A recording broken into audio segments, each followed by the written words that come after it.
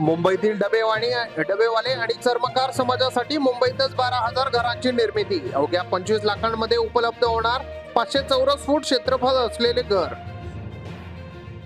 तुळशीबाग गणपतीच्या वतीने कर्तृत्वावर महिलांचा सन्मान. देशात गणेशोत्सव 1 दिवस महिलांचा उपक्रम.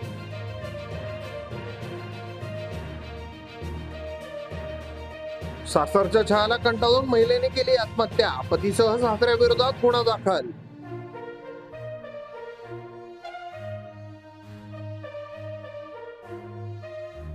समाजभान ठेवून उत्सव साजरे करा. पार्थ पवार. पिंपरीमध्ये वैभवनगर येथे गणेश मूर्ती विसर्जनासाठी कृत्रिम हौद.